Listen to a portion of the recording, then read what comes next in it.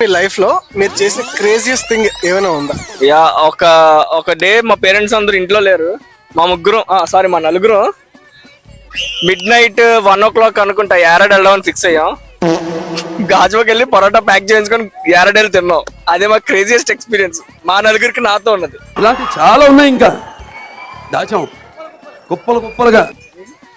నేను చిచ్చి, మీరు సిగ్గుపడకండి, చచ్చిపోవాలనిపిస్తుంది. లాస్ట్ ఇయర్ దివాళీకి జువ్వలుదిలాం బ్రో. డైరెక్ట్ గా శ్రీహరికోటలోకి వెళ్ళిపోవాలి. ఒక రోజు నైట్ మొత్తం ఆర్కే బీచ్ లో బోట్ లో పడుకున్నాను. అది నా అలా ఎలా bro? అంటే అదొక చరిత్ర, హఠాత్ పరిణామం. ఇదొక హఠాత్ పరిణామం. అంతే. నాది కూడా మనోడు అనకాపల్లి నడుచుకున్నాడు. మనోడు ఏమైందంటే ఒకసారి వాళ్ళ ఇంట్లో చిన్న ఏదో తాళం ఏదో పోయి ఎత్తుక్కోవడానికి వాళ్ళ మమ్మీని అడితే వాళ్ళ మమ్మీ నాకు తెలియదురా అంటే మనోడు ఏం చేశాడంటే తాళం దొరకలేదని కోపంతో ఫోన్ అన్ని ఇంట్లో వేసి నడుచుకొని అనకాపల్లి హైవే దాకా ఎక్కేసాడు.